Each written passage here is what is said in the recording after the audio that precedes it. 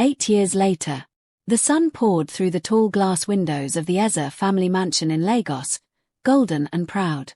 Inside, the air buzzed with laughter. It was Whitney's 8th birthday, and the Ezes never did anything halfway. Whitney's mother moved from table to table, welcoming guests, while Grandma Eze watched from her armchair, regal, observant, sharp. The family was powerful, old money, the kind that lived behind high gates and long secrets. Whitney had been bubbling with excitement for days. "Mummy, my friend Elizabeth looks just like me. You'll see." Her mother laughed it off until the guests arrived. When the gate opened, a sleek black car rolled in. 2 children stepped out, a girl and a boy, twins, polite and beautiful. Whitney ran to meet them, her laughter echoing. "They're here. They're here." Whitney didn't even wait for the door to close behind them. She held Elizabeth's hand tightly, almost too tightly, and led her into the living room where the chatter of cousins and uncles buzzed like a busy marketplace. The moment they stepped in, the room stilled. Faces turned. Mouths parted. Forks hovered mid-air. Elizabeth stood there, soft smile, gentle posture, the living reflection of Whitney. Same eyes. Same cheekbones. Same small dimple near the left corner of her mouth. The resemblance wasn't ordinary. It was undeniable.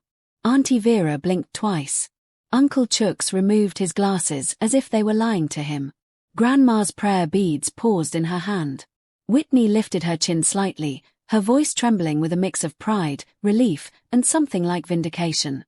"This is Elizabeth, my friend I've always talked about." Gasps. A muffled "Jesus." Someone whispered, "So it's true." But before the room could gather itself, the door opened again. Ethan stepped inside. Tall, composed, warm-eyed, like someone who had walked through storms and learned how to remain kind. He stopped the moment he saw the room full of staring faces. Then his gaze found the 2 young girls in front. "Elizabeth," he called softly, "Whitney." The room went silent enough to hear the ticking clock on the dining wall. If the resemblance between the girls had shaken the room, Ethan's presence absolutely shattered it. He stepped into the living room, the late afternoon light catching his features, calm, assured, quietly observant. There was something about him that made people look twice. Not because they recognized him, but because he carried a familiar softness in his smile, a warmth that felt like memory, even if no one could place it. It was the kind of face that made you pause and wonder, "Have I met him before?" Even when you were certain you hadn't. The family stared, not in recognition, but in unsettled wonder. Whitney's mother was the first to find her voice. Her words came out slowly, carefully. "Welcome, darlings." "Where is your mother?" "She's in the car," Ethan replied, "taking a call." The children joined the party, and laughter filled the room again, but unease lingered. The resemblance was uncanny. Same surname too. Coincidence? Perhaps. But Grandma Eze didn't believe in coincidences. When Mary finally walked in, she greeted Whitney's parents warmly. "Forgive me for sending the children ahead," she said, smiling with quiet grace. "It was a work call, urgent." Her eyes took in the grandeur of the mansion, gold accents, chandeliers, polished floors. "So this is how the other half leaves," she thought. "Thank God for them." But as she smiled, Grandma's sharp eyes studied her. Something about her, the tilt of her head, the sadness behind her smile, the quiet poise. It stirred something. A memory she couldn't place. Then she saw Ethan again and her heart skipped. That face, that unmistakable resemblance. Steve's eyes. No. It couldn't be. Before she could speak, one of her aides slipped in and handed her a tablet, a quiet update. A background search. Mary Eze, founder of Aegis Cyber Solutions, one of Lagos' rising cybersecurity firms. Successful. Independent. But with no traceable past before 8 years ago. Grandma dismissed the aide silently. Minutes later, the door opened again. Laughter spilled in. "Sorry we're late." It was Aunt Helen, and behind her, Steve Eze himself. Handsome as ever, his charm filling the room like old perfume. The children screamed, "Uncle Steve," and ran to him. He laughed, lifted Whitney, teasing her with affection, handing out gifts. "You know, I'll never miss my star's birthday," he said, grinning. No one noticed that Mary had quietly stepped out to help Whitney's mum serve ice cream. Until they heard her voice. "Who's ready for some ice cream?" She walked back in, carrying bowls for the children, her smile bright, her composure effortless. Steve turned at the sound, still laughing with his family, and froze. The bowl in Mary's hand trembled slightly as their eyes met for the first time in 8 years. Silence swallowed the room. He was the last person she ever expected to see. Why would fate bring her face to face with him again? The pain, the betrayal, and her own foolishness struck her in a single, blinding flash. That day. That laughter. The cruel bet. Her fingers trembled for a moment, but she steadied the tray before anyone could notice. Just then, the children swarmed around her. Their laughter masked the storm raging inside her. Then she saw him properly. Steve. Still charming. Still dangerously composed. The man who had broken her spirit and mocked her faith. Mary smiled, that same dazzling, effortless smile that could light up any room. She placed the ice cream bowls gently on the table, and one of the servers quickly stepped forward to help. Extending her hand with calm precision, she said, "Mary." Her voice was clear, controlled, businesslike, as though meeting a stranger. Steve, caught off guard, hesitated a heartbeat too long before taking her hand.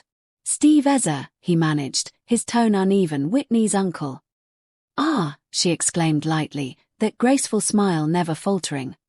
"So you're the famous uncle. I heard the commotion you caused earlier." Her laughter was polite, practiced. She withdrew her hand with poise.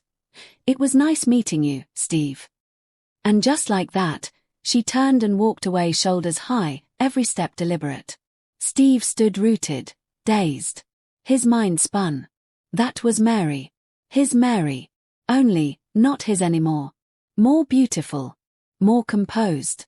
Untouchable. And married apparently, with children.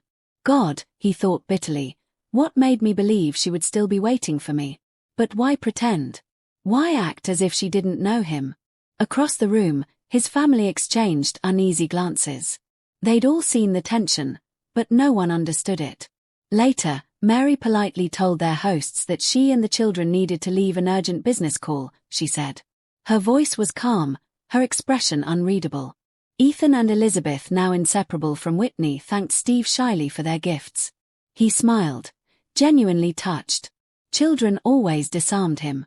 Just then, Mary's phone buzzed again. She turned away to take the call, her voice low and composed.